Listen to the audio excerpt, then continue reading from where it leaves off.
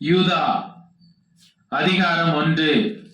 இயேசு கிறிஸ்துவனுடைய ஊழியக்காரனும் யாக்கோபினுடைய சகோதரனுமாய் இருக்கிற யூதா, பிதாவாகிய தேவனாலே பரிசுத்தமாக்கப்பட்டவர்களும் இயேசு கிறிஸ்துவினாலே காக்கப்பட்டவர்களுமாகிய அழைக்கப்பட்டவர்களுக்கு எழுதுகிறதாவது, உங்களுக்கு இரக்கமும் சமாதானமும் அன்பும் பெருக கடவது.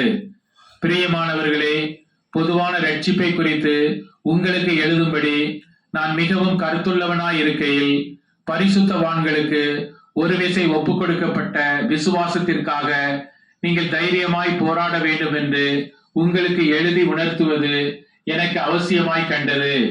ஏனெனில் நமது தேவனுடைய கிருபையை காம விகாரத்துக்கு ஏதுவாக புரட்டி ஒன்றான ஆண்டவராகிய தேவனையும் நம்முடைய கர்த்தராகிய இயேசு கிறிஸ்துவையும் மறுதலிக்கிற பக்தியற்றவர்களாகிய சிலர் பக்க வழியாய் நுழைந்திருக்கிறார்கள்.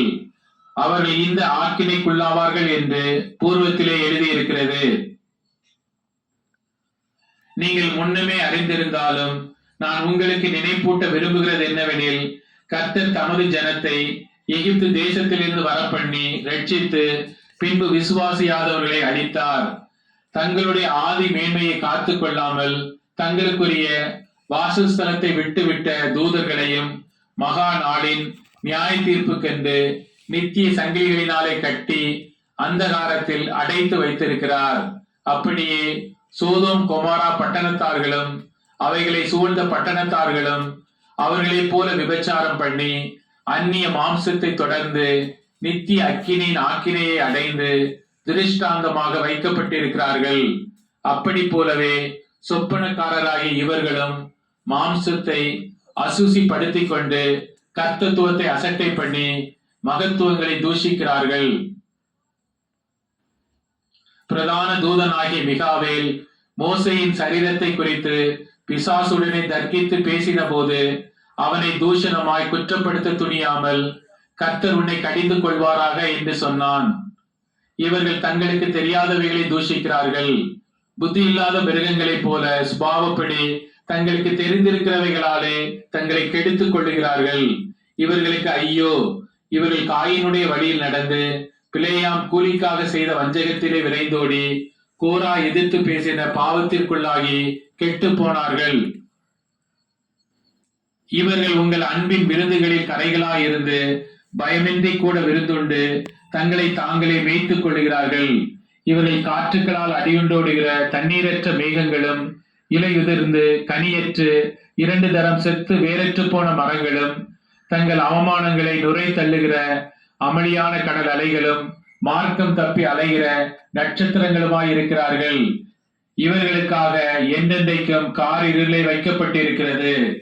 ஆதாமுக்கு 7ஆம் தலைமுறையான ஏனோக்கும் இவர்களை குறித்து, இதோ எல்லாருக்கும் நியாய தீர்ப்பு கொடுக்கிறதற்கும் அவர்களில் அவபக்தியுள்ளவர்கள் யாவரும் அவபக்தியாய் செய்து வந்த சகல அவபக்தியான கிரிகளின் நிமித்தமும் தமக்கு விரோதமாய் அவபக்தியுள்ள பாவிகள் பேசின கடின வார்த்தைகள் எல்லாவற்றின் நிமித்தமும் அவர்களை கண்டிக்கிறதற்கும் 1000 தமது பரிசுத்தவான்களோடும் கூட கர்த்தர் வருகிறார் என்று முன்னறிவித்தான்.